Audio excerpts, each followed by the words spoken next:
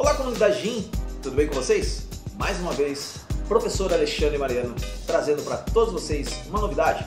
Nesse ano 2024, além do projeto Embaixadores Sala de Leitura, nós temos vinculado à ideia do projeto o Cineclube da Leitura GIM. No que consiste o Cineclube da Leitura GIM? É uma sugestão dos nossos queridos embaixadores e embaixatrizes do ensino médio trazer uma linguagem um pouco diferente, uma dinâmica um pouco diferente na hora de abordarmos as obras literárias que vão ser apreciadas para os nossos embaixadores em forma de podcast, que vocês já estão muito acostumados eles também.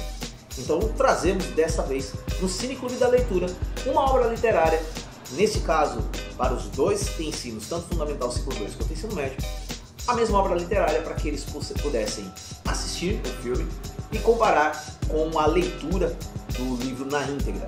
Nesse mês de setembro, nós tivemos a exibição do filme Os Meninos que Enganavam Nazistas, baseado na obra best-seller de Joseph Joffre, um refugiado judeu da Segunda Guerra Mundial.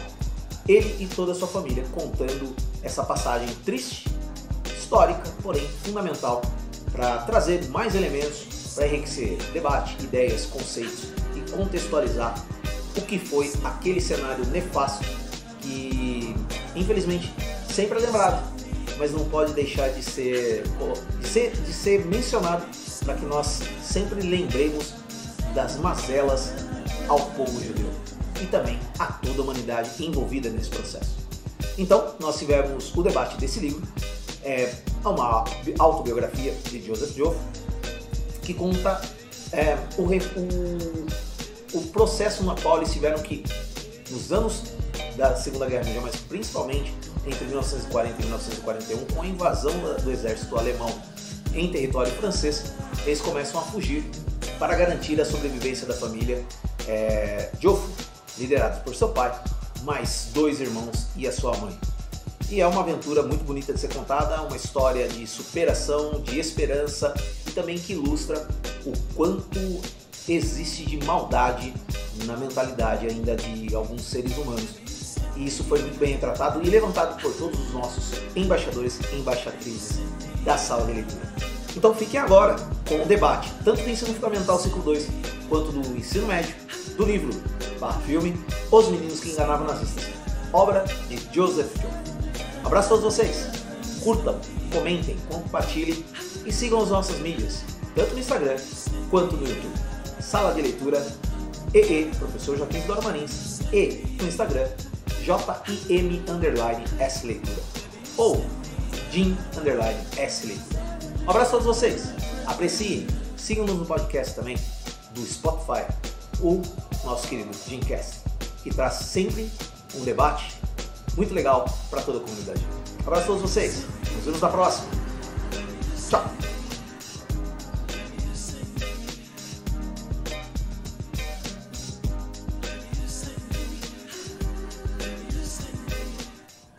Olá pessoal, boa tarde, tudo bem? Aqui quem fala com vocês mais uma vez é o professor Alexandre, responsável por essa sala de leitura, a Sala Machado de Assis, da nossa escola Professor Joaquim Isidoro Marins, escola que faz parte do Programa de Ensino Integral do Governo do Estado de São Paulo. E hoje estamos aqui para conversar um pouquinho, debater e discutir as nuances, as histórias, as aventuras e também as agruras vividas pelo personagem que escreveu o livro Os Meninos que Enganavam Nazistas, deve estar passando aqui atrás na tela para vocês, tá? É um livro autoral, obviamente, como já falei anteriormente, e que dentro da proposta do projeto que nós conversamos no começo do ano com os próprios embaixadores do ensino médio, nós trouxemos uma proposta diferente dessa vez. O ano passado nós trabalhamos apenas livros e esse ano nós vamos trabalhar, além de tudo, do livro, temos também a questão do livro adaptado ao cinema, ou seja, falar sobre o filme. E a gente vai abordar um pouquinho essa questão de como eles sentiram a questão da diferença entre o livro e o filme e falando também, obviamente, do que a gente já costuma falar, da história, da abordagem, contexto histórico e etc. Bom, eu quero apresentar rapidamente o pessoal que está aqui hoje nos assistindo. A minha esquerda, não, a minha direita, Júlia Helena, do primeiro ano B, né, Júlia? Tudo bem, Júlia? Tudo bem. Como é que você tá? Tudo bem. Preparada? Ansiosa? Legal. Aqui a nossa pérola negra, a nossa trufa maravilhosa, a nossa querida, ai meu Deus do céu, Maria Luísa. Maria Luísa, boa tarde. Boa tarde, Alexandre. Tudo bem? Bem, e você? Tudo ótimo, graças a Deus. Nosso querido Samuel Ícaro. Tudo bem, Ícaro? Beleza. Do primeiro ano? Aqui à minha esquerda, a nossa querida Amanda. Gabriele? Tudo bom? Tudo bem, Amandinha? Bom. Segundo ano B do ensino médio. E aqui nosso Leonardo Montalvão. Tudo bem, Leonardo? Do primeiro ano A. Beleza. Que, obviamente, também é o nosso embaixador desde o ano passado. Então contamos com a presença também muito simpática, muito bem-vinda do nosso querido professor de filosofia da nossa escola, professor John. Seja bem-vindo, John. Muito obrigado. Estou aqui, falo com tranquilidade, estou num ambiente ótimo. Legal, bacana. E temos aqui também, junto com o professor John, os nossos estudantes do primeiro ano C. Tá ali o Thalisson, tem o pessoal que eu não sei o nome porque eu não dou aula para eles, mas a maioria deles estão aqui para acompanhar esse nosso momento cultural, literário da nossa sala de leitura. Tudo bem, porque eu às vezes dou aula e também não sei o nome. Porque ele é professor novo, ele está substituindo o nosso inesgotável, inesquecível professor Aguinaldo. Enfim, eu espero que você já esteja se ambientando na escola também e a comunidade escolar se ambientando a você, que isso é o mais importante. Espero que você esteja confortável com a nossa escola. Sim, a cadeira está muito confortável. Enfim. E isso ajuda bastante. Ajuda bastante. Ok. Essas cadeiras realmente. Joemir, vamos comprar cadeiras novas para essa sala, pelo amor de Deus. Vamos lá, pessoal. Aproveitando o ensejo da questão do confortável, eu quero levantar algumas pequenas questões com vocês que, para quem assistiu o filme, né, foi exibido há 2 semanas no nosso auditório GIM, tanto o ensino fundamental quanto o ensino médio. Alguns leram os livros, outros não leram e ok, tudo bem. A proposta não era focar essencialmente no livro, mas sim apresentar o filme para vocês. E eu sei que tem gente que, por exemplo, fica pensando, bom, mas nós vamos tratar de um tema que nós já falamos anteriormente. Você que era do ensino fundamental do passado, vocês leram Anne Frank, do 6º ao 9º ano. Nós fizemos o último podcast do ano passado, do Diário de Anne Frank. O Ícaro também estava presente, né, Ícaro? O Montalvão também. Né? Sobre... Oi, Áquila, tudo bem? Oi. Senta, meu querido, tudo bem? Está aqui nosso Oi. querido Áquila, aluno do ensino médio do primeiro ano B também, tá? Seja bem-vindo, Áquila. Obrigada. Enfim, e dizem que assim, quando a gente fala muito de um assunto, ele acaba se esgotando e ficando um pouco repetitivo e é natural, porque existem literaturas para os mais diversos temas. E falar de Segunda Guerra Mundial é uma coisa assim que é pesado ao mesmo tempo, mas também vocês já estão num nível de maturidade, não só leitura, mas maturidade emocional, tranquilos o suficiente para falar esse livro. Muita gente falou, inclusive, mas Alexandre, você vai sugerir esse filme, livro para os alunos do 6º, 7º, 8º, 9º ano? E para quem teve aqui assistir o podcast da gurizada do ensino fundamental, foi muito tranquilo. Aliás, eles levantaram temas você ia adorar ver, com certeza, professor João, porque a molecada do 6º ano, do 7º ano, apresentou assim uma facilidade para falar sobre abordagens bem pontuais e específicas da Segunda Guerra Mundial e que destrinchou para outros temas que assim, com certeza você ficaria pensando, nossa, essa molecada já está falando desse jeito, desse tema, mesmo sendo pesado, mesmo sendo uma tragédia da humanidade, a perseguição ao povo judeu, mas eles trataram isso com a maior sobriedade possível dentro da maturidade deles. E eu quero levantar a seguinte questão para cada um de vocês, quem quiser se manifestar, fique à vontade. A história de Joseph Joffre e de Maurice Joffre, que são irmãos, de uma família de barbeiros, né? No subúrbio parisiense, em 1940, de repente, do nada, eles recebem notícias que eles são obrigados a partir da França para poder fugir do exército nazista. E parece uma história já recorrente, por conta do Anne Frank, quem já leu Anne Frank do ensino médio também sabe do que a gente está falando. São situações que eles acabaram transferindo a sua vivência para o livro. Então, no caso de Joseph Joffre, trazendo para o mundo inteiro, né, essa história que está ali em cima, que eu estou vendo aqui de frente na tela, e que ele conta com riqueza de detalhes essa passagem de quase 5 anos fugindo de um exército que estava oprimindo o povo judeu. Para vocês, e aí quem quiser falar primeiro à vontade, quando a gente fala da perseguição a um povo, o que primeiro vem à cabeça de vocês, contextualizando e traçando paralelos com os dias atuais? Alguém gostaria de começar? Eu, no final do livro, não cheguei ao final do livro, parei na metade, mas no final do filme, a gente chega a ter uma consciência de cada privilégio que nós temos por ter uma vida livre, né? Considerada livre comparado àquilo tudo hoje em dia. Eu acho que é esse ponto que eu vou colocar primeiramente. Ok. Alguém mais? Alguém quer contrapor a opinião da Amanda? Vocês se sentem privilegiados pela vida que vocês têm hoje? na nossa sociedade? Comparado com outros países, sim, mas o Brasil falta, eu acho que pouco, para correr o mesmo risco que a Alemanha correu. Por exemplo, em que situação você acha que isso está passível de acontecer? Com essa cultura de cancelamento, essas coisas aí, perseguição, né? E etc. Tá. Professor João? Eu acho que a Amanda trouxe sobre patrimônio, né? Porque o Brasil é um povo extremamente patrimonialista. Acho que todo mundo aqui já deve ter percebido algo assim. Extremamente patrimonialista. Um povo muito patrimonialista. E se passa por o acúmulo cada vez maior de bens, de riquezas, e de um final do 18 para o 19 que vai dizer que o patrimônio é cada vez mais importante e chega a ser sagrado. Então tocar no patrimônio de alguém, tocar no bem material de alguém, é tocar em algo sagrado de alguém. Então assim, não tocar no móvel, no meu imóvel, na minha casa, é algo extremamente importante para uma pessoa. No Brasil isso é muito visível. Você percebe isso como uma realidade muito presente ainda nos dias de hoje? Bastante. O brasileiro é extremamente patrimonialista. Pegado aos bens materiais. Júlia, você falou que fez algumas anotações enquanto assistia o filme e Sim, contrapôs porque eu as ia ideias. começar o livro, só que daí, como eu falei, eu não vi o grupo, daí Aham. eu achei que ia ser mais pra frente, daí não deu. Sim. Mas eu lembro de umas anotações que eu fiz, que foi muito importante, que pra mim eu acho muito importante. No momento que eles estão sentados na mesa reunindo a família, o pai do pai, né? Do Joseph. Isso, ele ensina o filho a ele negar que ele é judeu e ele bate no filho dele. Eu acho que isso é muita maturidade tanto pros irmãos aprenderem quanto pro pai, porque deve ser muito difícil pra ele bater no filho dele, pro filho dele aprender que ele tem que negar a religião dele e tudo mais. Considerando que isso foi um momento específico, bem colocado, não só na película quando eu falo filme, mas no livro, fica muito claro a necessidade. A gente está abordando vários pontos aqui, tá? Vocês já passaram por vários pontos que são muito importantes e interessantes da gente recuperar depois. Mas aí você está falando da questão de identidade de um povo. Quando eu li o livro, e eu li ele 3 vezes nesse ano, por quê? Primeiro porque,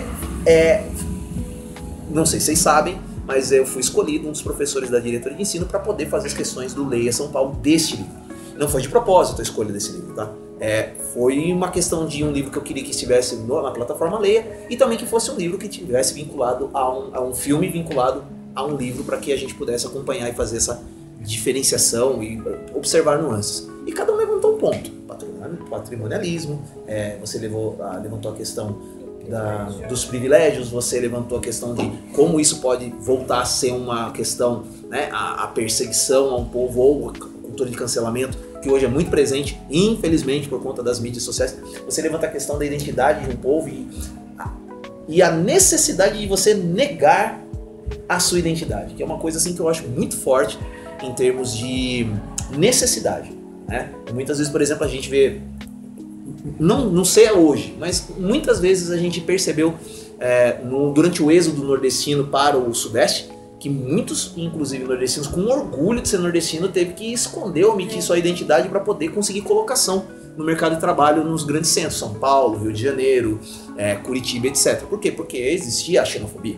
Então não se dava emprego para um nordestino que, por exemplo... Hoje, né? Até hoje existe muito disso. Sim, hoje é mais mascarado, eu sinto assim, tá? As pessoas se escondem mais. Elas buscam omitir certas informações para que não sejam desprestigiadas ou negligenciadas numa hora de uma entrevista de emprego, né? Pode falar, não? Todas as vezes, né, que eu ouço a palavra perseguição, principalmente relacionada à Segunda Guerra Mundial, eu lembro, né, a minha cabeça lembra diretamente as Testemunhas de Jeová, porque meus tios são, também já fui. E eu lembro que eu já escutei, já vi vários documentários, né, que as Testemunhas de Jeová eram reconhecidas pelo Triângulo Roxo, os judeus eram pela estrela. Isso. E lá... Que ficou retratado no livro, inclusive. Livro e filme. As Testemunhas de Jeová, quando você vê um documentário, a maioria deles, né, optava por sofrer e morrer diretamente do que se negar a identidade. Mas tinha também, né, os mais novos, outras pessoas mais velhas também que se entregavam. E aí eu fico pensando, nossa, o quão ruim é você ter que negar a sua própria identidade, a sua religião, aquilo que você acredita que faça bem pra você mesmo, só pra você não perder a vida, né? que todos temos direito. Igual aconteceu no filme, né? Muitos deles se entregaram por acharem que eles, a gente só vai pro campo de concentração e acabou, não vai ter nada, sabe? Só se entregaram, muitos morreram. Que é uma cena do filme, Nossa, e do livro também, que bem fica pesada. claro, né? Que você... Nossa, a hora da cena do trem... Bom, pra quem não faz ideia do que a gente tá falando, a gente fez a exibição do filme e eu lembro da nossa CGPAC, a professora Flávia Gouveia, que infelizmente não está aqui, ela está com a mãe em São Paulo realizando exames no Hospital Servidor. Uma pena não estar aqui, porque ela ia adorar falar desse assunto. E ela parece que ela viveu o filme e ela ficava o tempo todo: Ale, não deixe isso acontecer, pelo amor de Deus, o que vai acontecer agora? Ela ficou agoniada e deixou toda a garotada agoniada assistindo o filme junto, comendo pipoca, tomando refrigerante e todo mundo agoniado. Mas voltando ao tema, por exemplo, você como uma representante da comunidade negra, pode falar, você também, o Léo, vocês podem falar muito bem da outra questão, que é o racismo. Então a gente tem o alijamento, sabe, da identidade, a identidade em todos os aspectos dos judeus. Aí você contrasta com a questão também do racismo, porque não tem a ver com racismo, mas tem a ver com a questão de odiar algo, né? E por conta de origem, cor, sexualidade, etc. Religião, que foi uma abordagem também da gurizada da manhã, no ensino fundamental. Traçando tudo isso que vocês falaram, e a questão, por exemplo, essa parte do livro que a gente... Do livro, do filme, né? Eu preciso entrar nesse negócio do livro e filme, mas eu vou tentar focar na questão de ambos ao mesmo tempo, porque, obviamente, o filme ele traz uma condensação, mas a história é praticamente a mesma.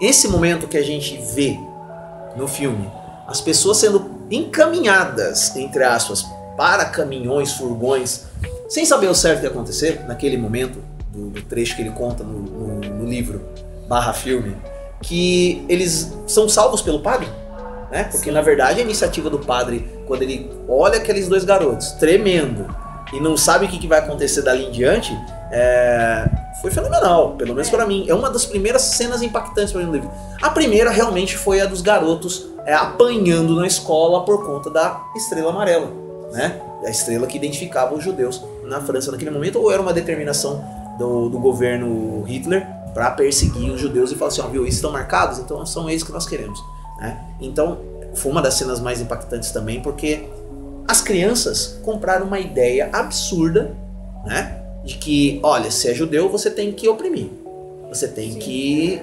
machucar. Isso vem dos pais, porque as crianças não vão, as crianças são seres muito puros, elas não vão olhar pra uma pessoa e falar: vou bater. É porque elas são, as crianças são cópias dos pais. Eu já conversei sobre isso com vocês esses dias, né? Sobre a gente ser, quando a gente é criança, a gente é completamente igual aos nossos pais. Então, se as crianças veem os pais fazendo, elas vão querer fazer igual, porque os pais são exemplo pra elas, sabe? De tudo. Sim. Questão do racismo estrutural. Na questão do racismo estrutural é porque ele vem através do patrimonialismo também. Ela pega um gancho, tá? E esse gancho ele tem várias ramificações. E aí é uma questão muito mais ampla, né, de discussão. Que ela explica alguns detalhes, mas... Bom, vou lembrar o nosso querido Vitor Felipe, né, que foi nosso aluno aqui há 2 anos, né, com o projeto Wakanda Forever, maravilhoso projeto que a gente fez aqui nessa leitura há 2 anos, e que ele deu uma palestra muito bonita e foi replicada em outras escolas, falando justamente sobre isso, a questão do racismo estrutural, mas que de certa forma não se aplica ao filme-livro. Se aplica mais realmente à questão do antissemitismo, de você perseguir um grupo por conta de uma questão que a gente tenta explicar ao longo dos tempos, mas cada vez mais fica absurdo tentar explicar. A gente pode até tentar explicar, agora não tem justificativa alguma. Isso daí é muito bom que você falou. Extremamente bom. Teve uma aula que eu dei uma vez, em que e aula que eu dei não, aula que eu estive, um professor de história, ele estava falando sobre o nazifascismo, e um aluno perguntou o seguinte: qual é o argumento do racista? Qual é o argumento do racista? E o professor disse o seguinte: não tem argumento. Ele é racista? Por que o negro deve ser escravizado? Porque é negro? Por que o judeu deve ser escravizado no campo de concentração? Porque é judeu? Então não há argumento plausível. Não existe lógica em faz sentido, se todos nós somos iguais a todos nós e diferentes ao mesmo tempo, não faz o menor sentido. Para um racista faz sentido. Sim. Para um supremacista branco faz sentido. No caso do arianismo e do nazifascismo, era o seguinte: se você não é ariano de raça pura, branquinha assim, né, Júlia? Você tinha que ser extinto. Ou seja, era a lógica do ódio. A lógica do racismo, do ódio para extermínio de povos outros que não fossem da raça superior nazista, alemã. Então, por exemplo, também tem uma história, só me estendendo um pouco, um brasileiro do sul do país, muito rico mesmo. Não sei se eu já contei essa história para vocês. Por favor, se você não já contou para eles, compartilhe com a gente. Por favor. É bem curta essa história. Muito rico esse brasileiro, e fez uma piscina, uma mansão na casa dele, e nessa piscina ele colocou uma suástica, símbolo da ideologia nazista, no fundo da piscina, e pegou tirou uma foto de cima para baixo e mandou para um partido nazista oficial da Alemanha, falando assim: viu, eu quero fazer parte. Posso fazer parte? E o que o partido nazista falou para ele? Não, você não pode fazer parte. Sim, mas como assim? Eu li o Mein Kampf, que é Minha Luta, do Hitler, a obra principal, e tenho toda aqui a ideologia, e você não, porque você é latino. Você não pode fazer parte. E mesmo se fosse europeu, vai ser europeu português, vai ser europeu espanhol, também não. E se fosse estadunidense, também não. Então, assim, igual o Alexandre acabou de brincar com a jovem aqui, você branquinha, também não. Tem assim, cara só de se alemã. for ariano, raça pura da Alemanha nazi-fascista. Ou seja, é um negócio que é nojo a gente. A gente conversa e tenta entender que é compreensível. Eu acho que é assim. Eu não li o livro, eu não vi o filme. Até porque você não faz parte do projeto como embaixador, mas eu fiquei sabendo de spoilers, eu dei uma olhadinha. E voltando no sentido de ter a marca sobre... Se eu tenho uma determinada marca, por exemplo, dos judeus, eu sou errado e eu vou ser agredido, eu vou ser escravizado, eu vou ser reprimido, eu vou ser escondido, eu vou ter que esconder a minha vida para que eu não seja morto. Eu me lembrou muito de bois, sem querer. De tipo, eu tenho um monte de bois e eu marco bois que eu não vou matar e bois que eu vou matar. E os bois que eu vou matar eu marco. Então me lembrou disso sem querer. E tu ter que esconder a sua vida por causa, seja por... Eu vou ser muito abrangente agora, por causa da sua cor, por causa da sua etnia, por conta da sua sexualidade, por conta da sua religião. Pra mim, tem um significado muito alto e eu acho algo muito pesado ao mesmo tempo, porque é bem ruim e é bem difícil tu ter que se esconder para que você não seja às vezes agredido ou ofendido, para que você não saia machucado em alguma situação bem específica que aconteça com você, seja por religião, como eu disse, ou sexualidade, ou por conta da sua etnia, ou por conta da onde você vem, você ser ofendido por causa das suas peculiaridades. Isso é bem ruim. Você ser rotulado por conta da sua origem é uma coisa muito triste, porque como bem o nosso colega professor John falou, é nojento você ser rotulado, colocado em departamentos, entre aspas, inferiores de importância, só porque você pertence a um grupo que é considerado, por uma questão ideológica, descartável. É uma ideologia do ódio, é uma ideologia do extermínio. Uma ideologia do ódio, do extermínio, ela tem que ser intransigente mesmo. Eu, pelo menos, sou extremamente intransigente, assim como a Constituição brasileira é intransigente. Não há como você dialogar com o dialogável. Ele não quer dialogar com você. ele quer matar você. Aí você vai dialogar. Por isso que a Constituição diz que não é possível a criação de um partido nazista no Brasil.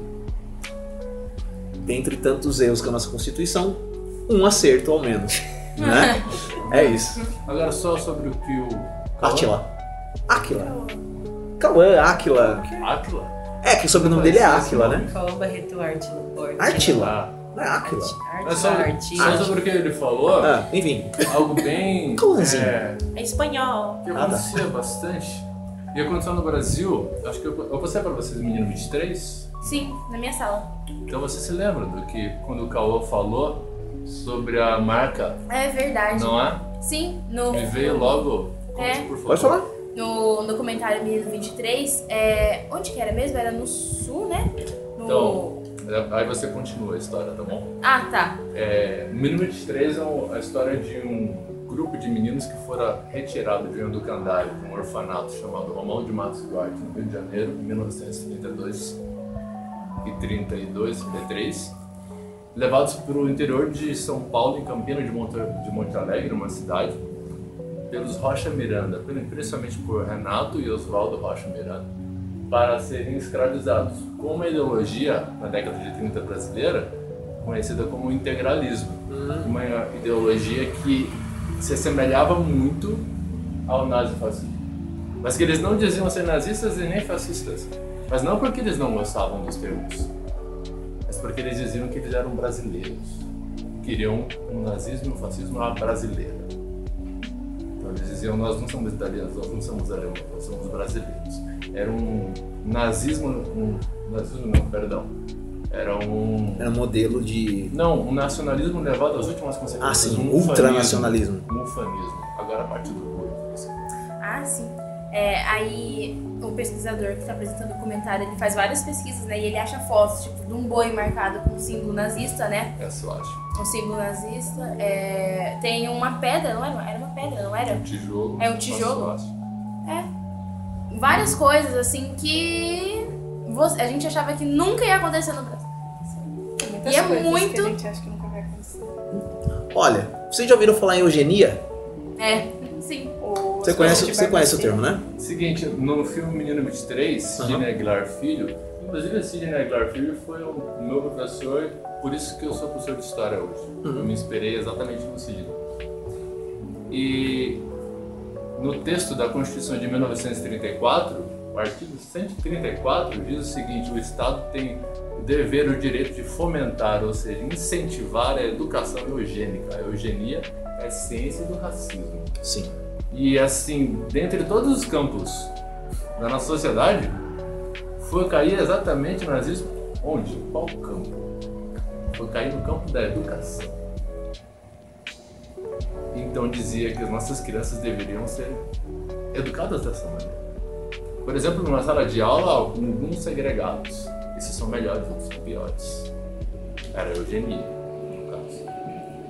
E pior, existia além da questão educacional, a questão científica, de que eles estavam desenvolvendo estudos no começo dos anos 20, no começo dos anos 30, antes mesmo até de Getúlio Vargas assumir o poder do Estado Novo, de uma higienização da pátria brasileira, no sentido de separar os brasileiros natos, brancos, alvos. Não era nenhuma ideologia nazista ainda, e sim uma ideologia de separação mesmo de povos, para criar um povo essencialmente e eminentemente brasileiro, separado do povo miscigenado, que seria a mistura com os escravos, e que são libertos, etc. E que ocupam o Brasil. É realmente um ponto da história do Brasil também muito feio, que não é para ser esquecido. Ele precisa ser mostrado para lembrar que em algum momento da nossa história houve sim uma tentativa de introduzir educacionalmente e cientificamente esse tipo de fomento dessa cultura absurda e nefasta que a gente vê no livro-filme, né? A gente vai voltar já no assunto do filme, para a gente poder continuar o nosso assunto e o debate. Antes disso, eu quero perguntar, Ícaro, como colocação inicial sua, o que você gostaria de ilustrar desse momento do livro, né?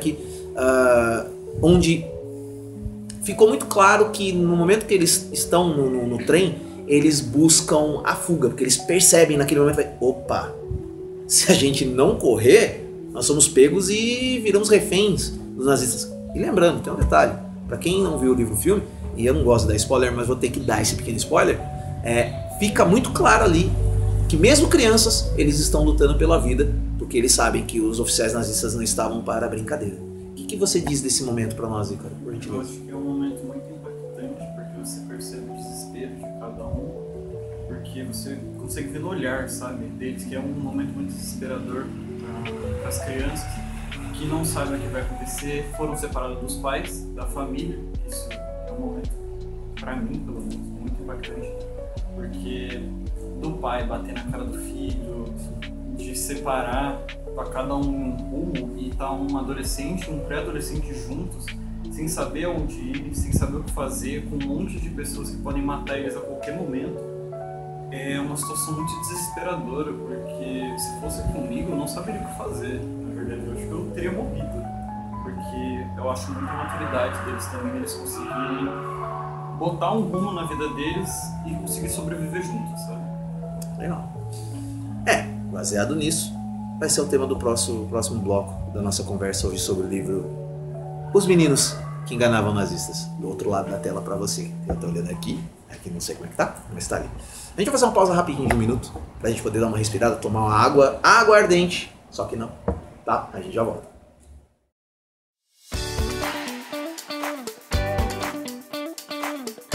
Você está ouvindo podcast Cineclube da Leitura GIM, mais um projeto da Sala de Leitura Joaquim Isidoro Marins.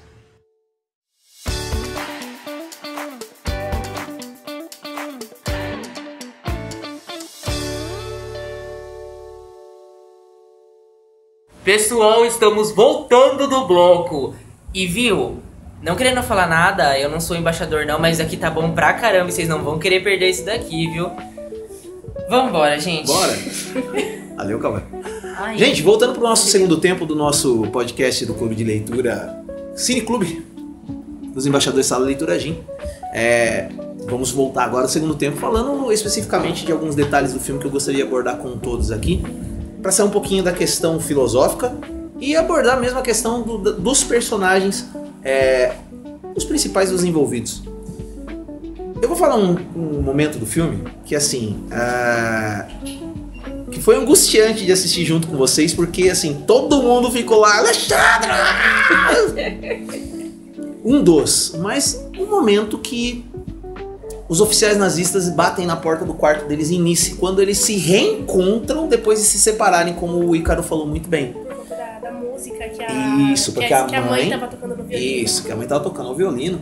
E assim, é um momento onde eles primeiro se separam em Paris, no subúrbio, depois os dois irmãos mais velhos vão procurar um caminho para refugiar. Depois os irmãos Maurice e Joffre procuram outra alternativa, que o pai foi muito inteligente. A inteligência prática dele para tentar salvar a família foi um negocinho que eu gostaria de ressaltar. Ele abre mão do convívio familiar para salvar os seus. Achei fantástico. E é um depoimento de uma pessoa que sobreviveu ao Holocausto, né? Não diretamente porque ele não esteve no campo de concentração, mas ele soube dos horrores do Holocausto, ele viveu toda essa perseguição. E o mais interessante foi que quando eles se reencontram em Nice, que é a cidade litorânea, onde eles falam, nossa, agora a gente está tendo um sopro de vida, parece que está tudo voltando ao normal. Lê do engano. Não tinha nada voltando ao normal. Eles tiveram algumas semanas, meses de folga, né? Porque vocês viram no filme e no livro também fala que eles encontraram uma cidade com luz, com vida, com um colorido diferente, e de repente eles já trabalhando, né, sem se identificarem como judeus, são perseguidos novamente pelo exército nazista. Apoiado inclusive pela polícia francesa, que estava dividida em duas partes. A polícia francesa, que apoiava o regime de Adolf Hitler, e o movimento de libertação, né, que eram pessoas que não concordavam com a ocupação alemã dentro do território francês. E nesse momento do filme, onde eles estão confraternizando, eles compram um violino para a mãe deles, que é russa. A mãe dele é russa, mas de origem de tradições judaicas. Ela acaba recebendo esse violino, toca lindamente e de repente a polícia alemã bate na porta dessa família. E assim, até que ponto, para quem acompanhou o filme, para mim ficou muito marcado a questão de como essa questão de suprimir a identidade fez muito, não só mal aos personagens, mas para todo um grupo de pessoas que fugiam dessa perseguição. Eu vou falar brevemente, achei assim, aperto, doeu, no sentido de ver a pessoa negar a própria identidade para poder se salvar. O Ícaro já falou assim do sentimento que ele teve ao perceber aquele momento angustiante de ver o pai ter que dar um tapa no rosto do filho para ele, viu, se você for questionado, você nunca é ou foi judeu. O que vocês sentiram de alguns momentos do filme? Porque pra mim esse foi impactante. Pode falar, Ju. Pode falar, Helena. Tá, o Ícaro tinha falado sobre o fato dos dois irmãos terem que ter ido sozinho e tal. E eu acho que, tipo assim, isso obviamente afetou muitas crianças. E falar também sobre a maturidade que os irmãos eles tiveram que ter pra passar por tudo isso. E tipo assim, a irmandade que eles também tiveram que ter, tanto que tem um momento que eles estão andando pela estrada, o pé do irmão mais novo acho que machuca, ele não consegue mais andar. 20 quilômetros, gente. Sim, aí o irmão pega ele, leva ele, né, até o lugar. E eu acho que isso é muita maturidade, mesmo depois de toda a maturidade que eles tiveram que passar, quando o irmão mais novo, depois de um tempo, ele meio que... Eu não sei o termo certo, mas ele leva as informações do jornal pra uma outra família. Esse já é o episódio quando ele vai pra última cidade onde eles se refugiam. Aí mesmo Não dá spoiler. Mesmo depois de toda a maturidade que eles tiveram que passar, depois ele vê o irmão dele apanhando do general que tava lá, né? Pra eles admitirem que eles eram judeus e tudo mais. Eu gostei muito do jeito que a mãe dele foi delicada em falar que o pai dele tinha morrido, no caso, que o pai dele tava com a mesma doença que o irmão e tal. Eu acho que, mesmo depois de tudo que eles passaram, a mãe deles ainda teve uma sutileza em falar que o pai dele já não estava mais entre eles, estava no campo e tudo mais. E eu acho que isso é muito importante, porque mesmo depois de tudo que eles passaram, a mãe deles entendeu. A mãe deles ainda sabia que eles, mesmo assim, eles ainda eram crianças e tinha coisas que era melhor falar com sutileza e tudo mais. Não. Fala. Eles foram duas crianças, né, adolescente e pré-adolescente, que perderam a infância toda, uma parte da adolescência, né, ele ficou... Porque surgiram por quase 5 anos. Bastante sequela. O filme inteiro eu fiquei bem emocionado o filme inteiro, porque, né, são dois irmãos. O filme inteiro eu só conseguia pensar em duas coisas. Só ficava lá pensando no meu irmãozinho, não sei porquê, que é irmã mais nova, e fiquei... Família, né? Pensando no projeto Lebensborn, não sei falar direito. Tanto que desse projeto tem um jogo, né, que chama My Child Lebensborn, que você cuida de uma criança que depois que acabou a Segunda Guerra, essas crianças, né, que eles estavam criando esse projeto. O projeto Lebensborn é um projeto que o batalhão lá da SS criou pra ter lá as pessoas puras, enfim. Aí ficou as crianças.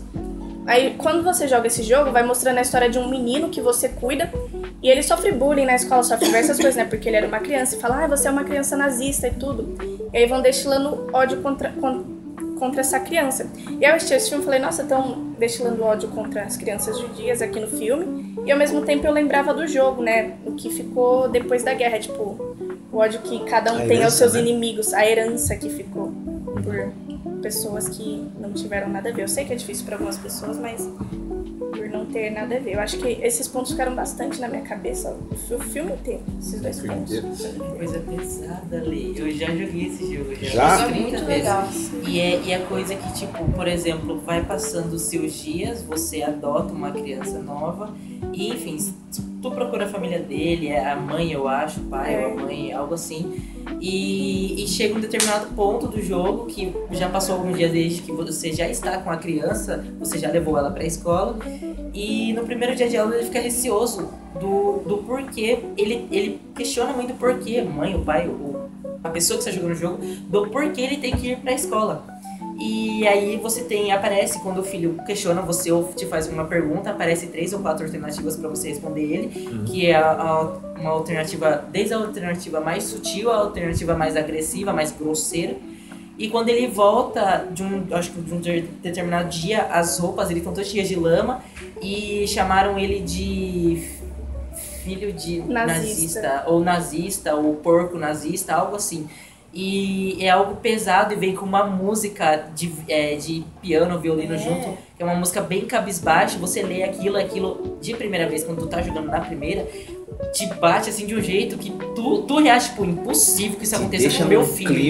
E aí, o olhar da criança do jogo é pior ainda. Alexandre, é um olhar que mexe com você. Tu fica com um negócio, raiva e com medo ao mesmo tempo. A criança não é de socorro, assim. E no jogo, tipo assim, não é tipo a pessoa, que no caso é a criança, é uma pessoa muito humilde, tipo, trabalha o dia todo pra manter a criança. Então, tipo assim, tem uma parte no jogo que, tipo assim, a criança precisa da mochila, né, pra ir pra escola. E tem uma parte que a criança volta com a mochila toda rasgada, porque pegaram as coisas dela na escola e rasgaram. É muito triste, tipo assim. Informativo também. É informativo e muito Eu acho interessante. Aqui o jogo. Esse aqui, ó. Eu achei que era um jogo já mais elaborado. É um jogo praticamente aqui, ó. Qualquer um pode jogar. Tem uma pergunta que ele faz que é o que ele tá tomando. Ó, só pra você ter uma noção só. Ele tá pode mostrar na tela pra nós, Couto? Aqui, ó. Aí ele questiona a mãe, ele pergunta, vamos dizer, mãe ou pai, não sei, o que é um menino, entre aspas, um menino nazista? Aí você tem 3 alternativas. A primeira, quem disse isso? A segunda, apenas ignore quem disser isso. E a terceira é tentar explicar o que é o nazismo. Então tu imagina uma criança, você tá tomando banho no seu filho, e o seu filho, que é um filho descendente de um pai, de uma mãe, de uma família, de uma tradição nazista, pergunta pra você o que é ser um menino nazista, por que me chamaram disso? E tu tem que tentar explicar, contornar esse assunto do o que é, entendeu? Por que me chamaram assim? Por que me batem? Por que eu sou diferente dos outros, sendo que eu sou um menino igual? Então, tipo, tu tem essa reflexão pesada na hora e tu, quando apareceu essa tela pra mim, eu travei e eu desliguei a tela e falei, impossível, gente, meu Deus do céu. O interessante do jogo é que ao mesmo tempo que você tá cuidando da criança, você é o adulto, né, do jogo, então você é um adulto que tá cansado, que tá trabalhando e ainda tem que lidar com as questões da criança que sofre bullying de outras crianças, tem uma questão de abuso também, que não tá protegido no ambiente escolar, diversas coisas, tipo, você é um adulto cansado do trabalho e você... O interessante é que as respostas do jogo, né, tem respostas gentis e respostas mais sérias. Dependendo das respostas que você dá, vai afetando a saúde mental da criança também. É muito interessante o jogo. A criança vai mudando ao longo do jogo. Baseado em tudo isso que vocês estão falando, e é um contexto, entre aspas, que ele é educativo, informativo e deveria ser entretenimento, ele acaba sendo uma coisa um pouco mais voltada para uma reflexão. Penso assim. Porque, apesar de ser um jogo, ele mostra o outro lado da moeda. Como existem crianças judias, existem crianças alemãs, existem crianças francesas, brasileiras, americanas, mas ficou caracterizado esse jogo que são crianças nazistas, porque nazismo não é uma nação. Nazismo é uma ideia infeliz. É uma ideia infeliz. E ela acabou sendo disseminada por outra pessoa muito infeliz. Né? E isso fez inspirar esse jogo que vocês estão citando aí. E eu, aproveitando o gancho desse jogo e falando da questão do filme e do livro, tem toda a questão da perseguição e eles fogem o tempo todo. Quando eles são pegos e são encaminhados para o hotel, em Nice ainda, ocupado pelo exército nazista, e que é outro ponto do livro que eu falo, nossa senhora, será que dessa vez os garotos fogem? E eles são confrontados pelo oficial da SS, né? Que é o exército, polícia secreta, né? Aliás, a polícia mais opressiva da história da humanidade. E começa aquele diálogo, né? E quando Joseph conta isso no livro e conta no filme, fica muito claro que os estigmas apresentados pela narrativa dele são muito fortes e que, obviamente, marcam não só ele que viveu, mas também quem leu ou assistiu ao filme. Fale, Ícaro. Eu só queria ressaltar que, falando em jogo, tem um jogo chamado Wolfenstein, que é um ponto de vista onde os nazistas ganharam a Segunda Guerra Mundial e você é o personagem que luta contra isso. Então, tipo, o mundo inteiro nazista e você luta contra esses nazistas pra acabar com esse partido. É, tipo, o mundo inteiro fala alemão, o mundo inteiro tem suástica e é um jogo em primeira pessoa de tiro muito legal. Eu vou fazer uma pergunta aproveitando isso que o Ícaro falou. Vocês... Conhecendo um pouco ou muito da história da Segunda Guerra e todo o contexto que foi relatado pelo livro também, Anne Frank e vários outros livros que a gente tem aqui na biblioteca, em qualquer outro lugar que vocês pesquisarem. Como que vocês acreditam que seria um mundo, um exercício só, bem genérico de como é que vocês acham que seria o mundo se nós não tivéssemos a Alemanha derrotada na Segunda Guerra Mundial? Acredito que eu não estaria viva ou que eu seria muito diferente e doutrinada, tanto em aparência e tudo. Nossa, eu não estaria nem aqui, né? Começando por aí. Pode Ou eu falar. estaria escondida embaixo de uma casa. Muito impossível, porque eu ia ser diferente. Eu sou diferente de uma pessoa branca alemã. Eu não ia estar aqui. Eles iam... Cara, o mundo ia ser horrível. Eu acho que, tipo assim, infelizmente, com o tempo as pessoas vão acabar se acostumando com tudo isso, porque ou você se acostuma ou você é morto, infelizmente. Então acho que com o tempo as pessoas vão acabar se acostumando e, tipo assim, não ia existir várias coisas que existem hoje em dia. Tipo, religiões diferentes, etnias diferentes, como ela me falou. Mas eu acho que ele seria como na época da ditadura militar, só que mais pesado ainda. Bem mais pesado. Eu acho que eu seria uma pessoa muito cabeça quente.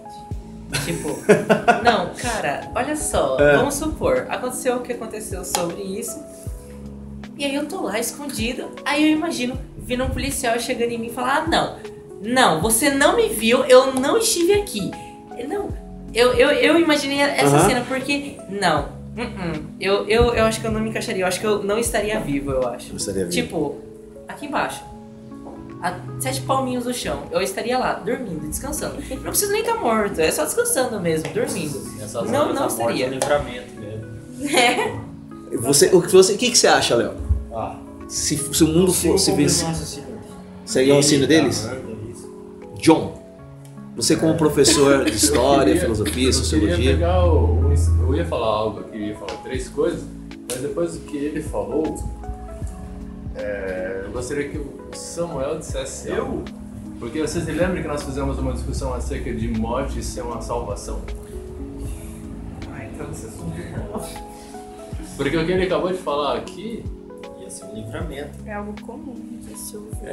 Vocês acham que seria tão nefasto viver sobre a suástica alemã? Desculpe Claro. Te interromper. Não, imagina. Porque a discussão era a seguinte que fizemos em aula, sala de aula. O que alguém mudaria na Constituição se tivesse poder para adaptá-la? E uma das coisas sugeridas foi assim, olha, eu vou colocar a pena de morte. Ela vai ser algo legal. Institucionalizado. Exatamente.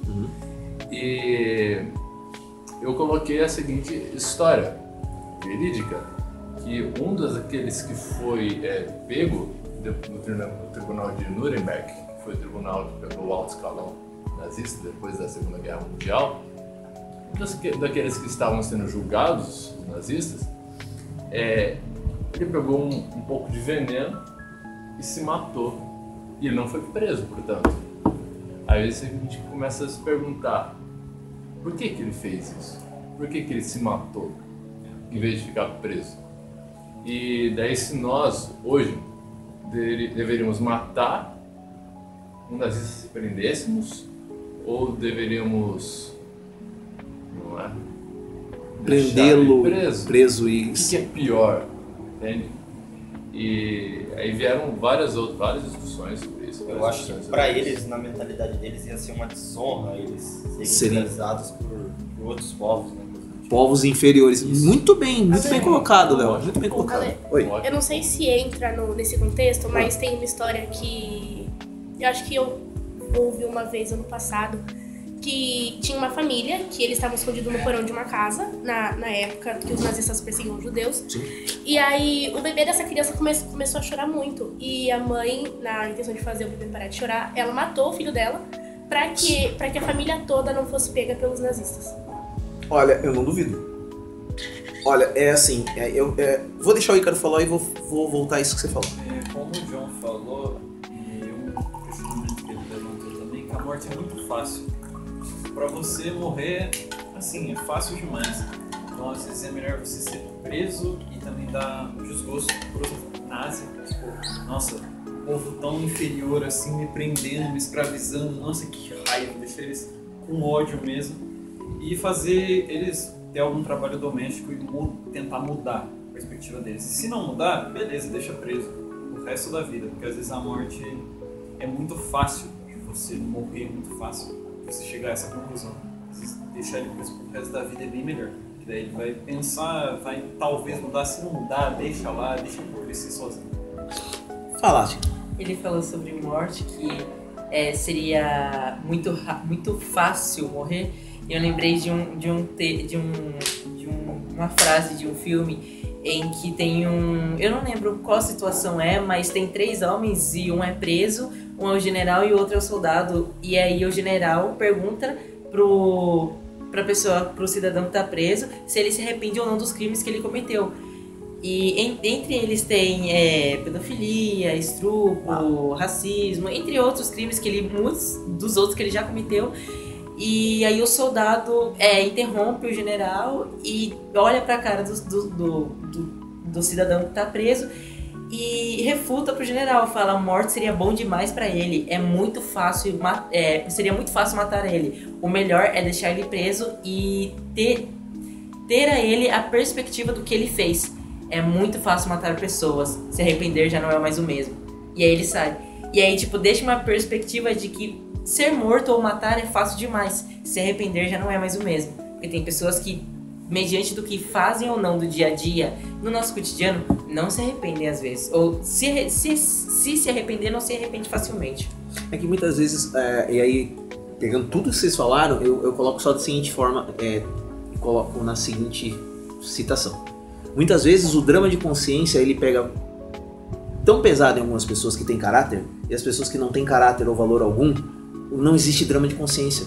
Ela prefere simplesmente ser aniquilada ou ser extinta da existência para não dar o gosto aos outros de ver o sofrimento dela. Porque eles submeteram todo esse povo judeu a um sofrimento que não tem como mensurar. A gente imagina só, porque vê documentário, lê livros, vê filmes, relatos como o de Joseph Joffre, e essas pessoas sentiram na pele essa perseguição. Já para os algozes, os opressores, fica a questão de, em nome da honra de uma ideologia, é melhor que eu seja morto do que sofrer e ainda entregar coisas que eu não gostaria de falar, porque eu contrariaria a ideologia que o Führer quis implementar. Léo, fale. Eu não ia falar nada. Você levantou a mão? Fale, cara. Às vezes o ódio, a morte, é bem mais fácil do que buscar o perdão e a solução de algum problema. Às vezes as pessoas querem só matar e dar um fim com a morte, com o ódio, do que perdoar e buscar entender o ponto de vista da outra pessoa e respeitar. Olha, professor, vou te dizer uma coisa, viu? Comparado com o que Judas fez, sei lá, às vezes eu sinto que Judas, perto de nós, ele é meio que santo, né? Comparado com as coisas que aconteceram depois, as atrocidades, né? sim. Pelo amor de Deus, né? Nossa, você falando tanto de Judas foi o mesmo. de criança roxa. Oxi. Trocou Jesus por 30 moedas, só agora é moeda. Alguém quer comentar ainda em cima da história dos... Eu ia falar que... Acho que foi você que puxou a hora que você estava terminando de falar, que você falou sobre querer morrer por conta da ideologia e tal. Sim. Tem uma parte no filme, a hora que eles estão lá no hotel, né, que tem um moço na frente deles, e tipo assim, ele apanha tanto dos soldados que estão em volta que ele assume que ele é judeu. E aí ele prefere morrer do que ser levado para o campo de concentração. Isso. Aí eu achei isso bem impactante também no filme. Porque na verdade, assim, a questão que você abordou muito bem, a questão de esconder sua identidade. E ele negou veementemente até o ponto que ele falou assim: viu, eu já sei qual vai ser meu destino. Eu tô vendo que eu vou ser preso e eu não sei o que vai acontecer daqui por diante. Eu não sei se eu saio vivo dessa sala. Então foi melhor. Aí um sentimento, né, que muitos judeus devem ter ficado de angústia, de profundo desespero, de falar assim: viu, eu vou negar a minha origem por conta do medo de morrer. Eu já vou morrer mesmo, eu tô na iminência de ser morto por esses caras que eu não sei nem por que estão nos perseguindo. Então eu vou falar: não, eu sou judeu mesmo e pode me prender, pode fazer o que vocês quiserem. E acaba sendo executado, né, na frente de 2 garotos. E aí, voltando à questão de todo esse contexto que estão falando, a questão de como eles viram todo esse processo. Porque vocês falaram aqui em algum momento, eles eram simplesmente crianças. Durante essa travessia, essa jornada que eles fizeram, muitos momentos eles estão brincando entre eles. Eles fazem brincadeiras entre eles porque são apenas crianças. Eles ficam no orfanato. Eles vão pra aquele... É uma espécie de educandário. E eles ficam brincando. Eles aprendem ofícios, etc. Na hora que a gente tava vendo o filme, porque eles ficavam brincando. Aí, eu não sei se você que respondeu que, em meio de tanta coisa ruim, eles poderiam ser felizes. Sim, eles poderiam ser crianças lá. Foi a Flávia que falou. Eles foram crianças, eles brincavam tanto. Porque naquele momento eles estavam, entre aspas, seguros. Porque era uma instituição francesa, entre aspas, abrigando crianças francesas para ter recreação, aprender pequenos ofícios. Em nenhum momento o exército alemão desconfiava que ali tinha também crianças judias, refugiadas, escondidas, etc. E o filme e o livro, ele apresenta várias nuances, gente. Se a gente for discutir aqui, a gente vai passar horas. Mas eu queria... Pode falar, mano. Não, eu tinha falado de novo, né, porque falou dessa questão de morrer, ou se entregar ou morrer. Lembrei de novo do Triângulo Roxo das Testemunhas de Jeová. Por quê? Porque na época do nazismo, eles deram uma opção assim, para algumas testemunhas de Jeová que relataram em documentários sobre o Triângulo Roxo. Falaram, se você negar a sua fé, que é testemunha de Jeová, nós te libertamos, porque judeu, você nasce judeu. Testemunha de Jeová, você se torna assim que você é batizado. Então você só tinha que assinar um documento que você se negava a ser testemunha de Jeová. E muitos, das testemunhas de Jeová não assinavam esse documento e preferiam morrer. E isso me fez refletir, como eles entregaram a sua vida em troca da sua fé. Claro, teve todo um momento histórico por conta disso. Mas me fez lembrar, porque os judeus, eles não tinham essa opção de assinar o documento para deixar de ser, mas eles tiveram. Isso me fez lembrar, como eles preferiram morrer do que... Legal. A turminha da manhã, do ensino fundamental, eles abordaram um outro tema assim, que foi bem interessante. Eles fizeram correlação a respeito de todo tipo de preconceito que poderia existir e que eles sentem até hoje. Aliás, todos nós de alguma forma nos sentimos em algum momento do nosso dia a dia ou da nossa vivência estigmatizados, ou seja, com alguma marca que outro lhe põe. Então ele é burro porque é negro, ele é inferior porque ele veio do Nordeste, ou ele se acha melhor só porque tem mais estudo. Oi? De outra religião. A minha religião prevalece sobre a sua porque a minha fala do verdadeiro Deus. Porque a minha é melhor. Porque assim, na minha fé não tem isso, porque na tua tem. E aí a gente vai entrar em outra discussão. Ou porque se acha melhor porque tem mais condições monetárias do que o outro. Isso aí é bem abrangente. Exato, e é bem abrangente essa colocação que eu vou fazer agora. Mas voltando para convergir na história do Joseph Joffo. Todo mundo sabe, ou se não sabem, vocês perceberam no filme, que os judeus são conhecidos por serem excelentes negociadores. E o tempo todo no filme vocês percebem que tanto Maurice quanto Joseph, eles têm essa habilidade porque eles, na cultura judaica, eles sabem negociar, eles sabem conversar. E é uma habilidade da comunicação que nem todo mundo tem, não é que todos os povos são diferentes dos judeus. Eles só têm uma forma diferente. E eles são, desde séculos e séculos, eles têm essa habilidade de saber negociar. Então, para poder chegar ao ponto onde chegaram, que eu não vou falar, porque quem quiser vá assistir o filme ou leia o livro, entendeu? Eles chegam num ponto que eles, barganhando, eles vão conseguindo. Eles barganham travessias de pessoas também que eles aprenderam com o Jonathan, cobrando muito menos. Isso não aborda no filme, mas aparece no livro, que o Maurice deixa o irmão dentro do estábulo para poder atravessar outros irmãos judeus e tentar salvá-los da perseguição do exército nazista. Depois chega um momento que eles, não tem no livro também, mas eles vão mais ao norte, quando eles fogem de Nice, tentando achar uma outra fronteira para tentar depois encontrar com a família, e encontram uma parente deles que está casada com outro cara e que naquele vilarejo tem pessoas que entregam judeus. Então eles tinham que ter muito cuidado, inclusive, para não falar que eram de origem judia, ou porque estavam passeando por lá, duas crianças fugindo do nada, pegando caminhão, andando e andando, até que eles chegam em Reims, e aí tanto Joseph arruma uma ocupação na livraria de um simpatizante do nazismo, e o irmão Maurice trabalhando numa espécie de jornal para o movimento libertador francês da influência do exército nazista.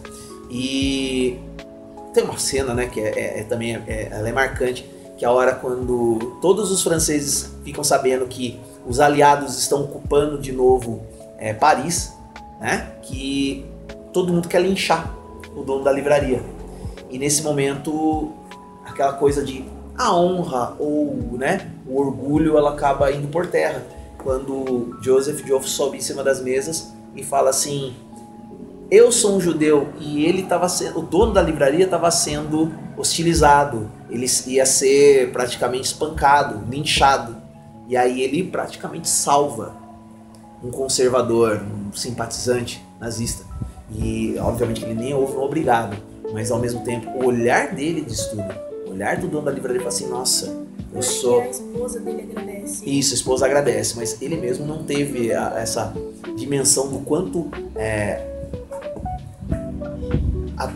aquele sentimento de gratidão, se podemos dizer assim, por ele ter, digamos assim, acolhido ele mesmo sem saber que ele era judeu. Tanto é que ele poderia ter falado assim: mas eu não te acolhi. Se eu soubesse que você era judeu, eu tinha te entregado. E o menino, Joseph, ele foi muito feliz nessa hora de subir em cima da mesa e falou assim: olha, vocês vão linchar o cara, mas ele me protegeu porque eu sou judeu. E assim, ficou muito marcado pra mim esse momento, porque ele poderia ter sido, né, dado o troco, né, como se fala, né, o olho por olho, dente por dente, assim: você era um nojento conservador, apoiador do nazismo, eu não vou te salvar a pele, porque ele viu que tava todo mundo batendo nele, querendo linchá-lo. E o sentimento humano falou mais alto. Eu tenho compaixão, essa é a palavra que eu queria achar. Ter compaixão por aquela pessoa que entregou muita gente, né, para os nazistas e acabou sendo salvo por um judeu. O que vocês têm para falar sobre essa questão de... Tudo bem, não aconteceu isso de fato com todos, mas esse é um episódio que aconteceu com um dos judeus. No caso, a pessoa que escreveu esse livro. O que vocês pensam disso? Existe compaixão em guerra? Existe esse sentimento? Ou vocês acham que isso foi uma coisa muito pontual e que aconteceu só com ele? Eu acho que existe. Existe compaixão. Porque nem todo mundo pensa igual. Tem gente que você via que não era contra, né? Tem muitos lá que nem sabem por que estão lutando, tá matando os outros. Eu tava pensando nisso hoje, vendo... Hoje não, essa semana. Umas coisas sobre militares. Tipo, eu fiquei pensando, já, o militar, ele nem sabia, às vezes ele nem sabe por que tá lá, não quer ir, não concorda, mas ele é obrigado a estar lá. Então, tem gente sim com compaixão.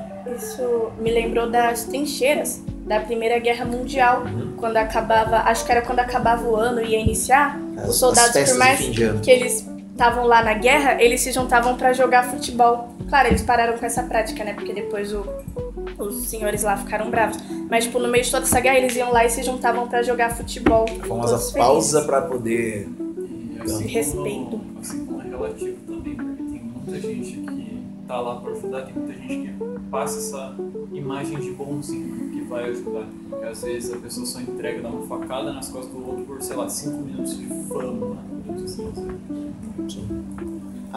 Ela falou sobre a Primeira Guerra Mundial, eu me lembrei muito da Segunda, eu até pesquisei, tem um livro que ele fala sobre a Segunda Guerra Mundial, pelo que eu me lembro, pelo que está escrito aqui, ele não entra em quesito nazismo, mas ele comenta sobre a Segunda Guerra Mundial, que é uma garota que se chama Lizzie e o pai dela é como se fosse, ele se nomeia como pacificador.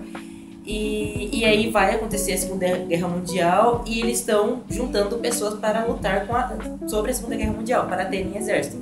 E o pai da Lizzie, que é como ele mesmo se nomeia o pacificador, como eu já disse, ele se nega a lutar na Segunda Guerra Mundial.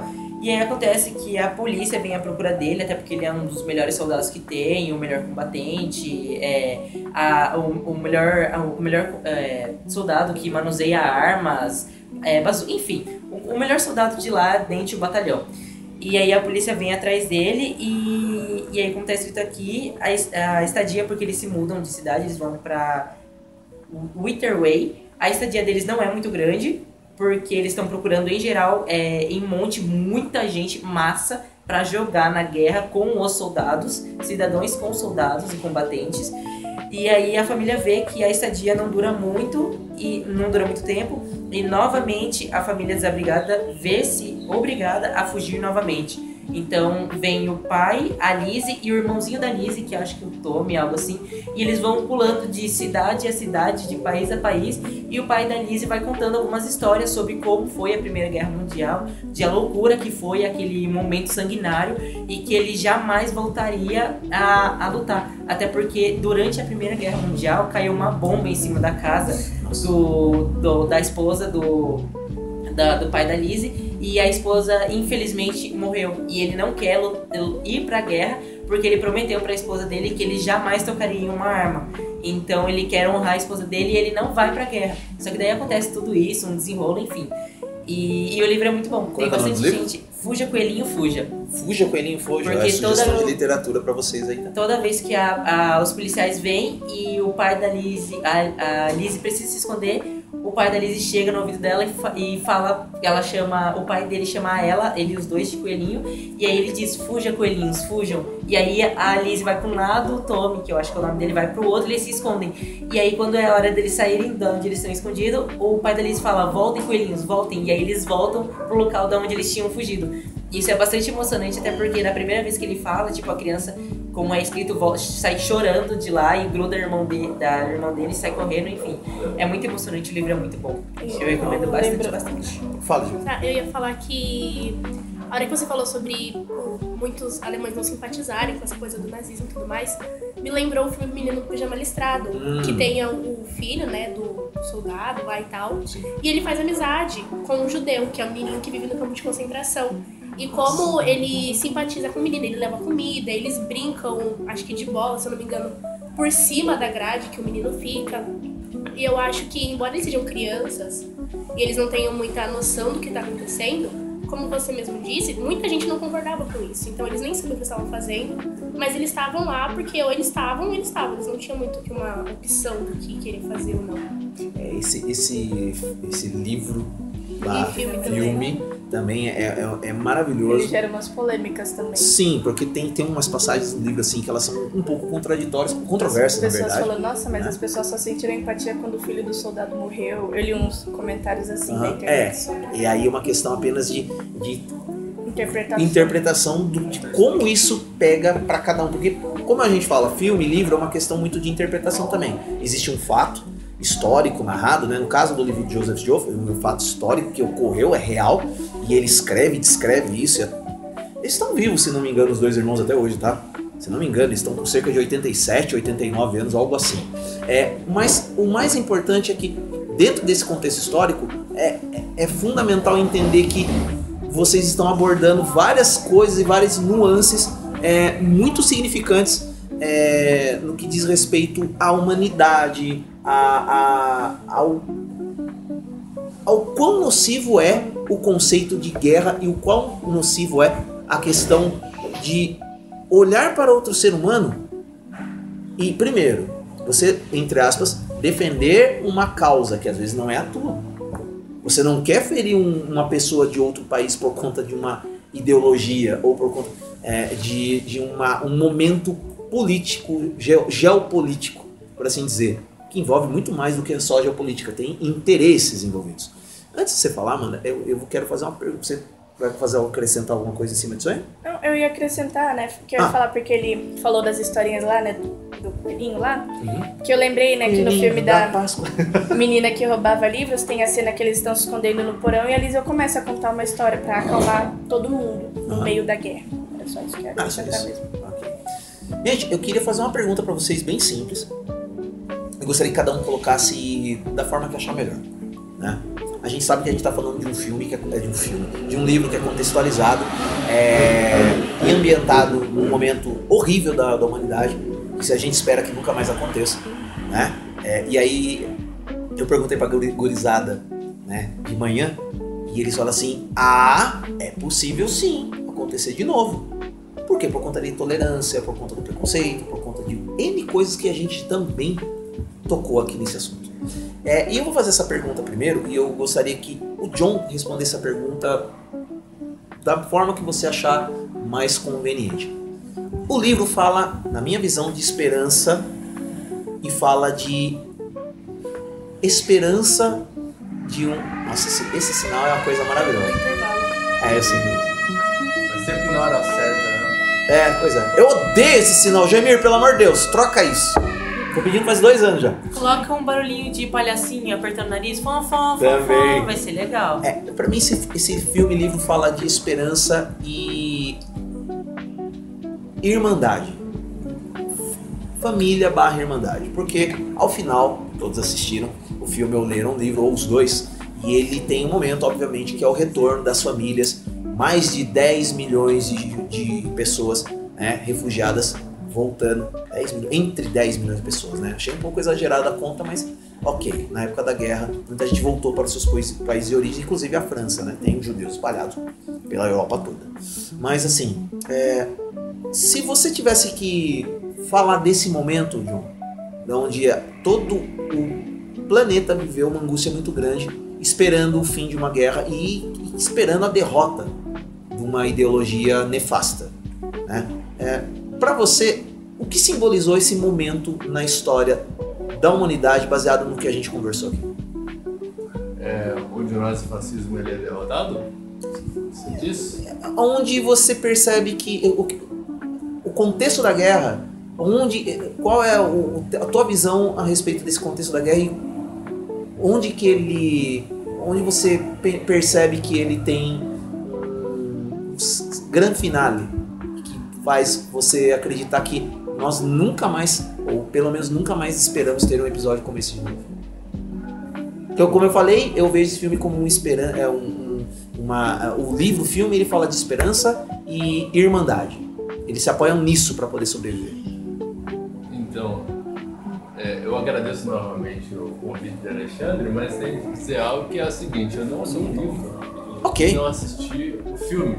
Mas o que eu posso dizer, nos conhecimentos de história, é que, por exemplo, diante da Segunda Guerra Mundial, diante das bombas atômicas de Hiroshima e Nagasaki, que acho que todos são familiarizados pelo menos com a notícia do que houve, o que aconteceu diante da história foi o desencantamento desde o momento da Revolução Iluminista, no sentido que o homem agora está com a liberdade, o homem agora controla o mundo, a razão controla o mundo, a ciência controla o mundo, o progresso controla o mundo, vamos sempre para frente, estamos com a liberdade pujante, nascente, cientificista ao extremo, e o que não falta é a esperança.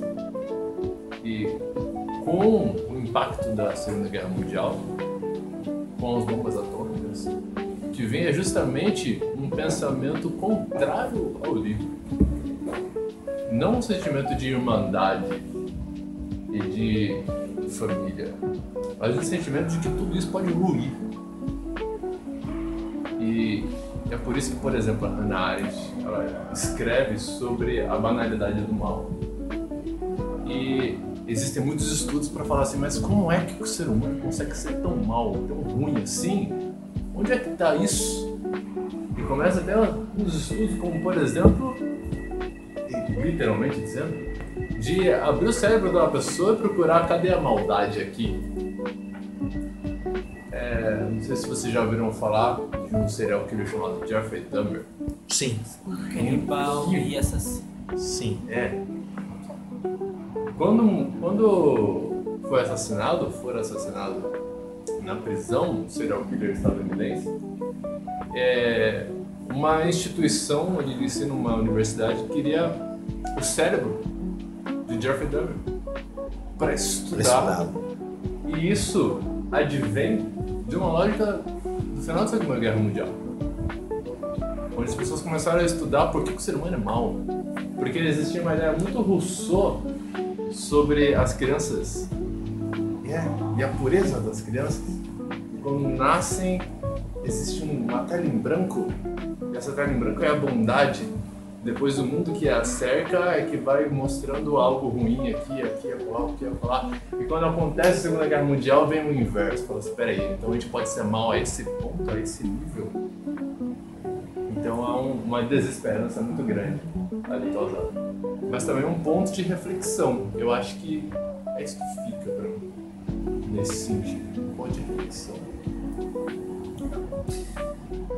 Obrigado pela contribuição, professor John.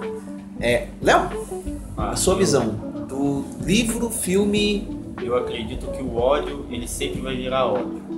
Porém, como que eu posso dizer?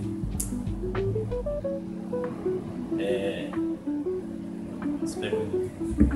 Eu que eu anotei aqui. O ódio, ele sempre vai gerar ódio mesmo. E mesmo que a gente tente combater o ódio com o ódio, isso sempre vai levar à decadência da humanidade. E eu acredito também que o que faz o mundo ser bom, né, é a parte que a gente não consegue nada sozinho, entende? A gente sempre vai precisar de alguém para conseguir fazer a mudança. Eu acredito que é isso. Obrigado, Léo, pela contribuição. Amandinha, e aí? O que o livro, o filme trouxe para você de pensando num contexto onde eles, depois de toda essa jornada, eles conseguem retornar, entre aspas, para casa? Foi aquilo que eu falei no começo, né? Você chega no final do livro com uma consciência, né, de privilégios que você tem hoje em dia. Eu vi esse comentário na internet, eu achei que ele se aplicou bastante a mim. Só que eu acho que eu lembrei tanto do meu irmão no filme que eu acho que eu não consegui sugar ou focar em tantos pontos que eu poderia ter focado. Mas... Por que você lembrou do seu irmão com tanta intensidade?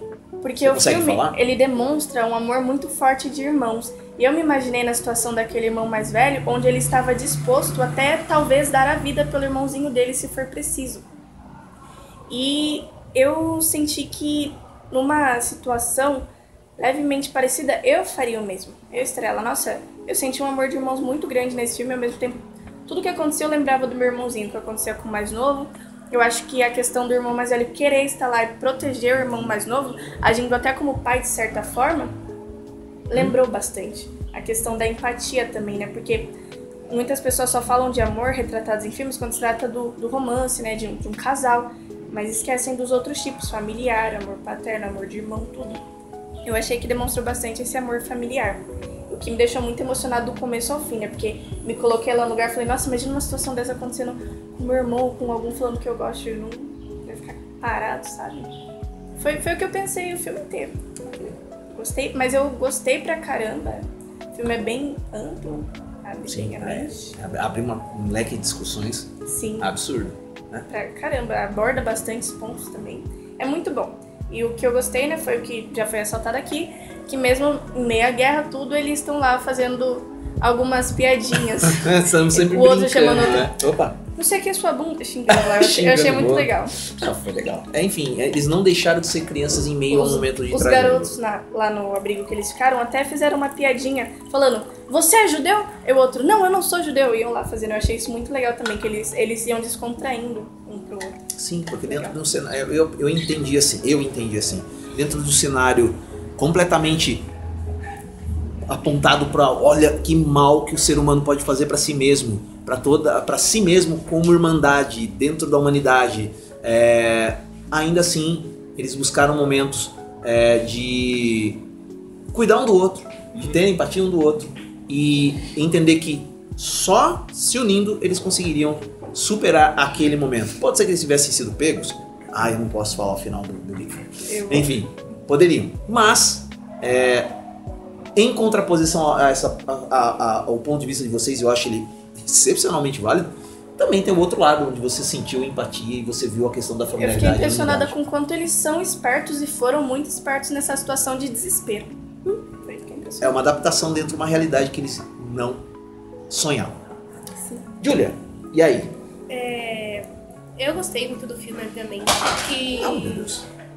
Que nem eu citei o Menino do Pijama Listrado, e eu acho que, eu não lembro quem foi, mas citaram também a menina que roubava livros. Uhum. Eu acho que esses filmes, eles lembram muito sobre como o ser humano, no geral, assim, é muito forte diante várias situações. Sobre como as crianças, elas foram criando maturidade muito rápido, porque nem elas entendiam o que estava acontecendo. Então, o irmão mais novo viu o mais velho apanhar diversas vezes e ele teve que manter a maturidade de falar, não, a gente não é judeu e tal. Teve a parte que eles se separavam do pai, que era muito importante para eles, e eles mantinha a maturidade de, não, só tô eu e você aqui, a gente tem que se ajudar. Então eu acho que esses filmes e livros, assim, que falam sobre as histórias, né, que o mundo passou e tal, eu acho que é muito importante para que as pessoas que não viveram aquela época saibam meio que mais ou menos o que aconteceu. E eu acho que o amor da família, que nem ela falou, que geralmente filmes de romance eles só mostram o romance amoroso, eu acho que lembrar que a família ela tem que se unir para passar por vários tipos de situações é muito importante. Legal. Obrigado, Júlia. Cauã, e aí? Doideira. O que você pode dizer de tudo isso que a gente discutiu aqui, do seu ponto de vista? Doideira.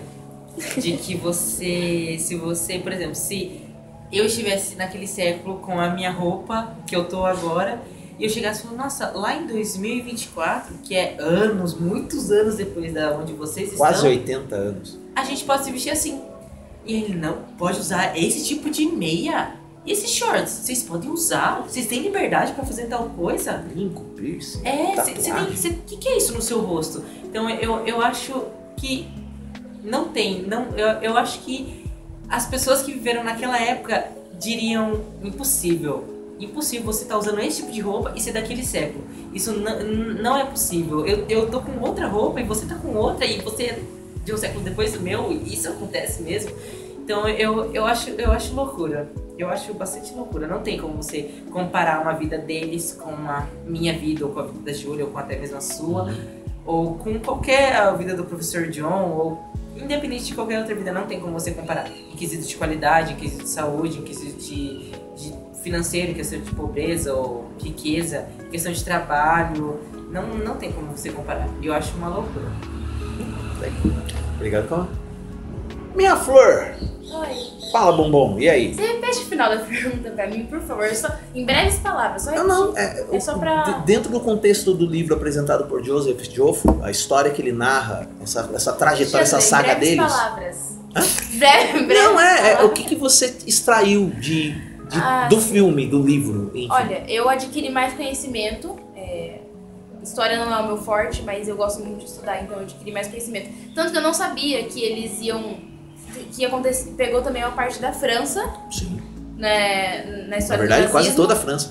Eu não sabia, eu juro Quase que eu não toda sabia. a França foi ocupada. E eu fiquei muito surpresa. Você já ouviu falar da invasão da Normandia? Não. Então depois dá uma pesquisada. dá um Google. Ou fala com o seu professor de história sobre o que foi a invasão da Normandia no dia 8 de junho de 1944. Nossa. Mas aí eu foi acho que... o chamado dia D, que foi o dia da virada dos aliados contra o nazismo. É muito Mas bom. continua. Então, eu adquiri muito conhecimento, é um filme bem emocionante, né? Por tudo que eles passam ali, aquela perseguição, momento de tensão, ter que se separar da família, negar a identidade deles, mas infelizmente aconteceu e hoje a gente vê como aprendizado, né? Como fonte de conhecimento pra gente. Legal. Ícaro. Eu fiquei mais consciente, né, sobre eles, eu adquiri conhecimento, como ela disse, fiz pontos de reflexão também, porque a gente tem que agradecer às vezes o que a gente tem hoje, o quão a gente evoluiu, o quão a gente cresceu. Sobre a pergunta que fez ali, do John, do Léo, das guerras, eu acho que assim, tem duas possibilidades de no futuro haver mais guerras, porque cada um vai ser cada vez mais diferente, vai ter esses separamentos de cada um, e aí vai ter arrogância, etc. Assim como está tendo, por exemplo, a guerra hoje em dia, até hoje, da Rússia e da Ucrânia. No caso, pontos totalmente diferentes, e aí está rolando até hoje a guerra. Ou no futuro vai ser um lugar mais paz, porque cada um vai estar se aceitando mais. Porque, por exemplo, hoje em dia, no campo escolar, a gente aprende essas coisas, aprende a ter empatia pelo outro. São poucas pessoas, por exemplo, aqui na escola, que eu vejo que não tem tanta empatia, sabe? Mas que conforme o tempo for passando, as pessoas mais velhas que têm a mente fechada hoje em dia vão deixar, né? A certa é a morte. E conforme o tempo for passando, essas pessoas, esses jovens de hoje em dia, como a gente, vão tendo mais consciência cada vez mais, e talvez é uma possibilidade baixa, mas talvez adquiram conhecimento, consciência, a empatia e não olhe tantas guerras igual aconteceu antigamente, aconteceu hoje. Existe um livro chamado A Era dos Extremos, de Eric Hobsbawm, que é um historiador norte-americano já falecido. Inclusive, nossa, que sinal lindo. Eu adoro ele. Vamos lá. Esse livro a gente tem aqui na nossa sala de leitura. E ele é um livro que conta e fala o breve século XXI. Mas por que é o breve... Desculpa, século XX. Por que é o breve século XX? Porque ele compreende justamente, né, essencialmente, a Primeira Guerra Mundial e o fim da guerra, e a guerra do Iraque, na verdade. Que é outro contexto que a gente pode falar qualquer dia sobre esse assunto, mas que ele entende que nesse período entre 1914 e 1991, as mudanças que as guerras e as transformações, brigas pelos poderes, espaço geopolítico, elas fizeram muita diferença na história da humanidade, que escrevem a nossa história hoje, 2024. E elas, e óbvio, né, professor John de História, eu também professor de História, nós sabemos que essas transformações que acontecem de tempos em tempos na humanidade, elas movem a sociedade de N formas e faz com que, infelizmente, nós tenhamos que presenciar esses momentos que nós estamos discutindo aqui no livro de hoje, filme de hoje. E isso, que bom que essa nossa discussão, esse nosso debate sempre gera um conhecimento, e para vocês gera esse conhecimento. Por isso que a gente traz, não só por conta de ser o tema Segunda Guerra Mundial, vocês sabem, acho que poucos sabem ou alguns sabem, eu sou fascinado pelo assunto, gosto muito de falar sobre, mas a ideia não era falar sobre a guerra, e sim falar sobre o contexto no qual Joseph Joffre traz a história de vida dele. E eu agradeço demais a presença de vocês aqui, não só no dia da exibição do filme, mas quem conseguiu ler o livro também. Inclusive está na plataforma Leia São Paulo. Não estou fazendo propaganda da plataforma não, só estou dizendo que está lá na plataforma Leia São Paulo, e que é um livro que realmente, para quem não leu o relato de Joseph Joffre, tire alguns dias para você ler, e você vai entender a dinâmica de quanto é sentir na pele os horrores e as mazelas de um momento histórico que nós não gostaríamos de lembrar, mas que a gente sempre tem que lembrar para que a gente não repita os erros no futuro. Professor John, muito obrigado pela presença. Muito obrigado, fico muito feliz pelo convite. Valeu, quando puder voltar mais vezes, está sempre convidado. Meu querido Léo Montalvão, obrigado. Valeu. Amandinha, obrigado. Muito obrigada. Júlia, obrigado. Nosso querido convidado Cauã, obrigado. Professor, obrigado. Valeu. Nada, minha trufa linda Maria Luísa. Opa, Alexandre. Maria Luísa, obrigado. Meu querido Samuel Ícaro, nosso mullet mais bonito do nosso ambiente. Nosso querido cameraman Samuel, do 3º ano, obrigado pela assistência, pelo apoio, fazer a gravação desse episódio de podcast número 1 de 2024. E convido você, no próximo mês, a acompanhar nossas peripécias através do mundo da literatura, no nosso Clube da Leitura Gin, no nosso podcast literário para toda a nossa comunidade Gin. Eu sou o professor Alexandre Mariano e me despeço aqui de todos vocês. Muito obrigado pela presença de nossos queridos embaixadores e convidados.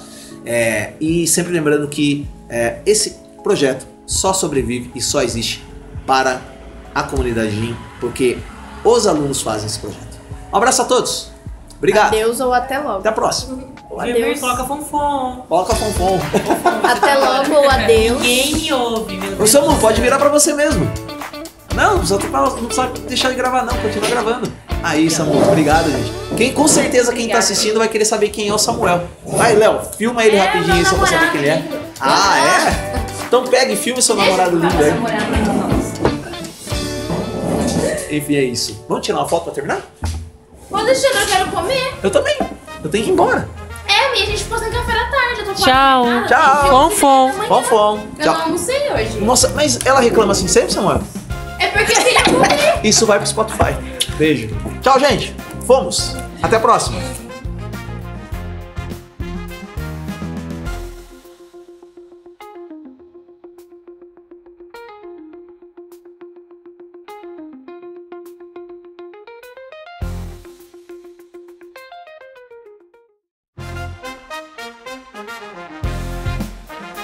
Você acompanhou o podcast Cine Clube da Leitura Gin, mais um projeto da Sala de Leitura Joaquim Isidoro Marins. Obrigado e até a próxima!